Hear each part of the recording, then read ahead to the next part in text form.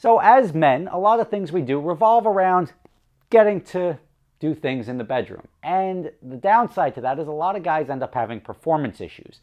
And Roman has a solution for that will vastly improve your quality of life. The folks at Roman, a digital men's health clinic, are changing the game with Roman Swipes, the secret to longer lasting sex. Roman Swipes are a clinically proven way to last longer in bed. They're effective, easy to use, and fast acting, but don't require a prescription. Roman can ship swipes to you in discreet, unmarked packaging, and each swipes packet is small enough to hide in your wallet for whenever you need it. Swipes are great as they won't transfer to your partner, so you can last longer without worrying. They're super easy to use. Just take swipes out of the packet, swipe it on, let it dry, and you're good to go. To get started today, visit GetRoman.com/SSRPE. That'll get you $10 off your first order plus free 2-day shipping. There's a link below in the description. That's GetRoman.com/SSRPE. What's up, everybody? Rob Ferretti here, and right next to me, Corvette Z06, right? Good car, got a couple of C8s on the way. We've covered that, but I look at this car, and there's one thing I notice when I walk past it, right? The damage. And this little plastic piece on the front, it's designed to be damaged. It's something that it takes the scrapes so you don't have to replace anything that requires paint. My GT3 had that. It's just a rubber lip that goes on the bottom. Now, the problem with this one is we put this new one on after the season being like, oh, cool. And an employee damaged it. Hey, sorry, I jacked up the Z06 on the way back. It's stuff like that that drives me nuts. And it's something that you can't really do anything about. And now I've got this, I'm going to have to get another one now, but it just reminds me about other damage that's happened in the past from employees. Now, for this purpose, I've got my trucks. The trucks are used to transport cars, so you don't have stuff like this. Obviously, you can still damage a vehicle going onto a truck, but the reason I got the ramp trucks is because it makes it super unlikely that anyone's ever going to damage something. Not impossible, but super unlikely. And when we're so close, we're like 3 miles from New York City, it's a pain in the butt to get into New York City with the truck. Oftentimes, we may just drive it in and out because it's the risk of driving in and out, not such a big deal. But this one is because my truck was somewhere else at the time. Guy was driving the car back, jacked it up, and it stinks. That's like the worst feeling ever. I've got to eat it. Obviously, I can't hit an employee for it, or I can, but I mean, these guys are working hard, so you don't want to charge them for anything. I've had situations with my truck where, and I've had, I don't even want a total. If I were going to add up damage that my employees did over the last, say, 15 years that we had to eat, it would be plus minus $1 million, right? Like, that's not making an insurance claim, because in this business, insurance is very important. You don't want to make a claim and then your insurance, like you make a claim on your car, your insurance may go up $1,000. You make a claim and your insurance goes up on 60 cars, 100 cars, 300 cars. Now it's like, well, why did I even bother making that claim? And I had one guy who was moving one of our cars, decided, you know what, I'm just going to use 2 straps. Now, you know my trucks, they've got the wheel pockets in the front, the little wheel chocks. You pull up to the car so you don't hit the cab of the truck. Guy strapped it down, pulled the front wheels against the wheel chocks, figuring like, it's not going anywhere. Well, you know what? Dude's not a physics major. Steps on the brakes, hard stop, thing, obviously the tension is pulling it, jumps over the thing, smashes right into the back of the cab of the truck. Now, granted, it was my previous truck, which I don't even have anymore, but he still damaged the truck, smashed the back window, smashed the car that was sitting on it. It was a brand new $160,000 car sitting on top of it.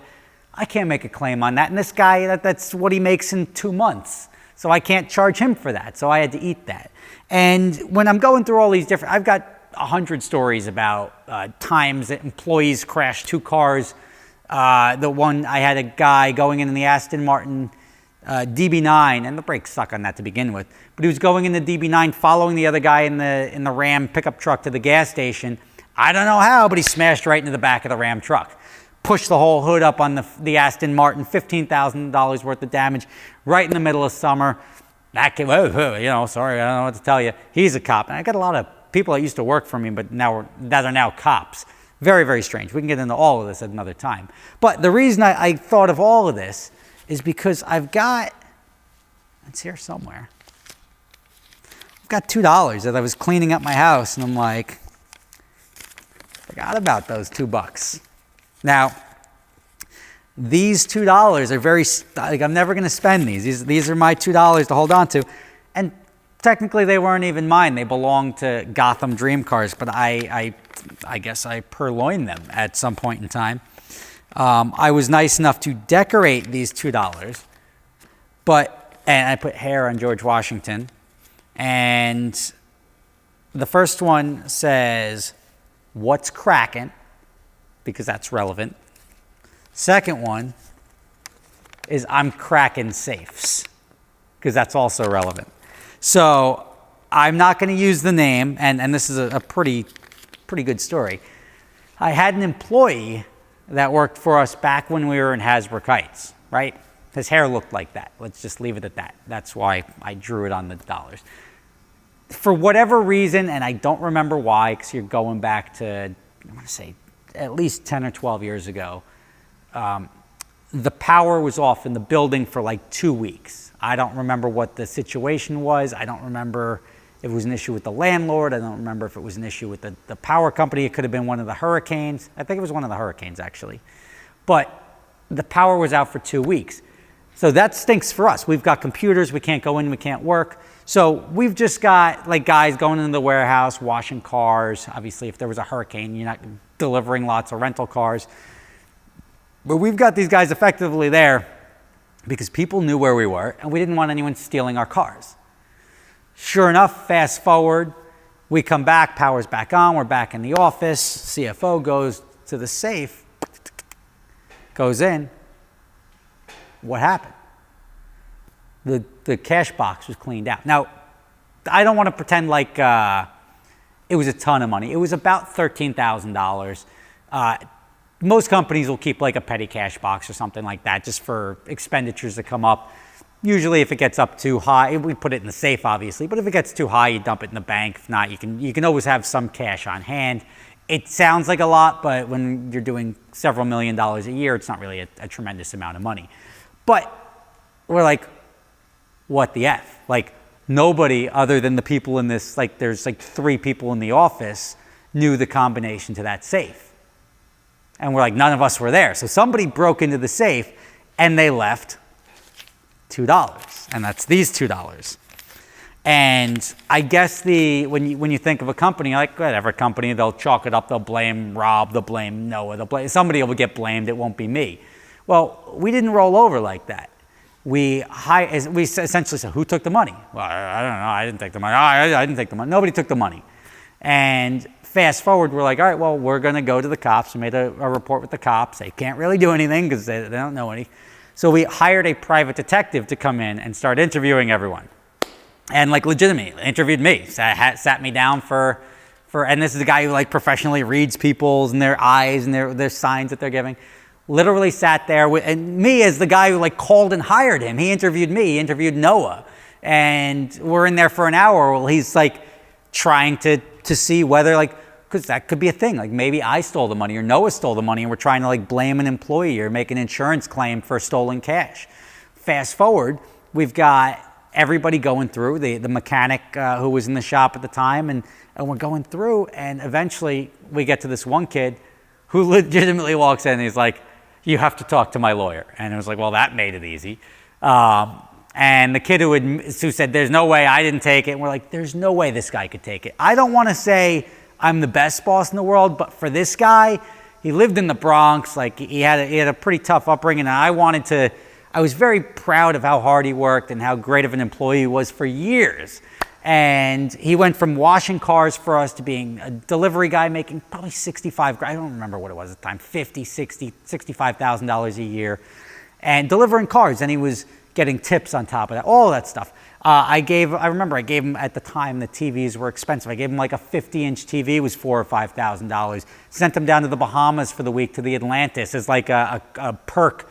And like all this stuff that this guy had it made. I was so proud that I took this kid from who came in and to washing cars to being like my best employee or one of my best employees for a long time. And ultimately, the dude stole $13,000 in cash. Now, he wouldn't admit it, obviously. We go to the lawyers. We ended up firing him, obviously, promptly. Like, you can't be here, dude. You got to.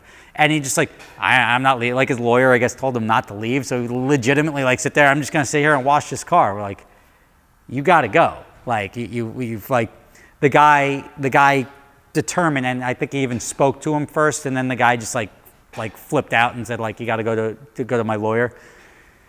At the end of the day, it's like, come on, man. So now, fast forward, we don't have the cash. The lawyer, who I'm sure got paid with the cash that was stolen, was defending him. We had to go file civil charges with the town. It was Hasbrook Heights at the time.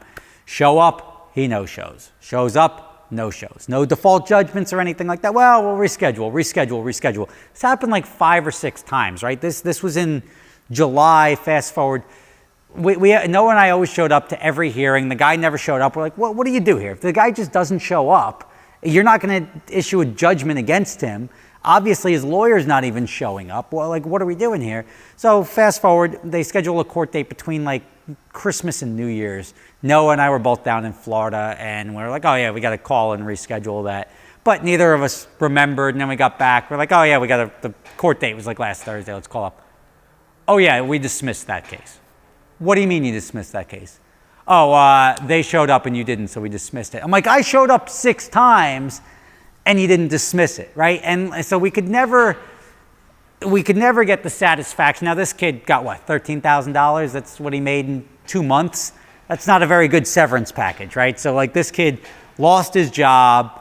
Half the money, if not most of the money, probably ended up going to the lawyer over whatever period of time he was being defended. I want to say it's a dirty trick that they were able to get, and they may have scheduled that date specifically thinking that we wouldn't show up, knowing that we're both down in Miami for the winter, and it was just very frustrating. Now fast forward, the mechanic, who obviously was our mechanic at the time, no longer our mechanic. Oh, I didn't know anything. Yeah, I mean, maybe he took it. Fast forward through the let's call it the buffer of time. As time goes on, nobody cares anymore. Now the mechanic opened up.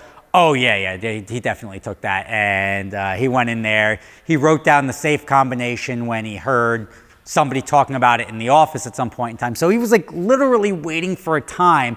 I don't even know. I guess it was just perfect timing.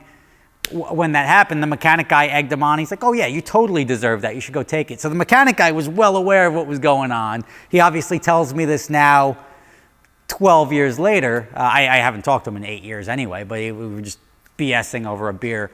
And he's, oh yeah, definitely. The employee has since cycled through, moved on. I think he worked for another exotic car rental company for a minute.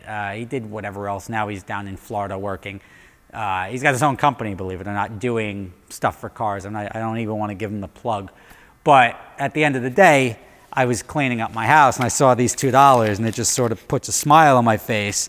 So now the what's cracking is that I'm cracking safes. It's going to be $2 I'm going to hold on to for a while. But I've got plenty of other photos and videos of employee damage. When I say the employee damage that costs me money, this is not like an employee damaged something, there was an insurance claim. This is employees damaging stuff that I'm not making claims on. I didn't make claims on. I didn't get reimbursed. Now, granted, you stretch that I mean, this is a couple $100, but you stretch that money out over God knows how long, over 10, 12, 15 years. It's like $60,000, $70,000 a year. Some of that may have been like 1 car, maybe 2 cars inside a year. So it adds up that like, or like I even consider when we had the guy at Pocono Speedway, if you watch the video, this kid's hot lapping the track at 180 miles an hour. That is not what this event was. It wasn't supposed to be anything near that. It was a dumbed down speed event where you get to accelerate and then slow down and go slowly around the turns. And I had an instructor in the car who just wasn't doing his job. That we had to eat, you sold the car, maybe $125,000 in that one accident. The other one where the instructor's telling the guy, go, go, go, in the McLaren.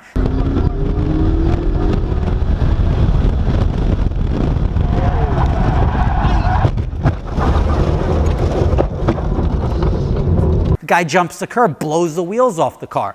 There's another $75,000 or $100,000. I'm not even talking about lost business. I'm talking about checks that I had to write to fix these things that the employees are responsible for both safeguarding and or just doing on their own, or like the kid who crashed into the back of the pickup truck in the Aston Martin on his way to the gas station. Like stuff like that boggles my mind. But there you go. I was walking past this. I had the $2 in my hand, in my pocket, and I'm like, you know what? That's a fun story. So if you were wondering how much money I've had to eat over the years, and when I say I'm talking about Gotham Dream Cars over the years, has had to eat in employee damage. It's a lot. It is a lot. That money, that $1 million, that $1 million would have gone much further. That could have paid for one of our buildings. Like, then we have no rent expense. We have the asset of the building. That's a lot of money. But it's part of the business. And it's part of the business that most people aren't going to tell you about. They're not going to show you. And I've got other businesses that always want to be like, or people are like, you know what, I know that your business will do so well here. Show me your business plan. Where do you have like employee loss, damages, like chargeback? Where do you have any of this? You know, the people don't factor this stuff in. This is stuff that a business has to be successful enough to be able to absorb and weather and move forward. Now, Rob, could you have made 12, 15 insurance claims over the years? Absolutely. Where would that have got me though? Would have got either raised my insurance premiums to the point where I would have had to pay that $1 million twice over in insurance bumps, or like I would have been dropped and then I would have been fishing for another insurance carrier. Either way, sometimes you just got to suck it up and write the check. It's a good lesson for everybody, even with their own personal cars. If you have a little accident, $1,000, $800, $1,200, just write the check. You're gonna find out that you're going to make an insurance claim, you'll have an accident on your thing, and you'll have a $500,000 deductible. You get a couple $100, $1,200, whatever it is, but it's not going to pay because at the end of the day, your insurance is going to go up and you're going to pay that back 3 times over just in the future. So, Rob Ferretti, some food for thought. Thank you for watching. See you tomorrow. So you guys are familiar with my other company, Adventure Drives, right? Well, this year we've got 2 trips coming up. One, which is starting in Seattle and ending in Jackson Hole in July. That's going up through the Canadian Rockies, coming down through Banff, Yellowstone, Glacier National Park, and Grand Teton National Park. It's going to be phenomenal. Also, we're going to be going to Scotland in October. We're going to be doing Scotch distilleries, playing golf at St. Andrews if you want to do that, walking around, seeing lakes, waterfalls, driving the North Coast. It's going to be an amazing trip. Prices start as low as $2,500 per person for the shorter trip in Scotland, about double that for the longer trip in July. If you're interested in going, check out the link in the description.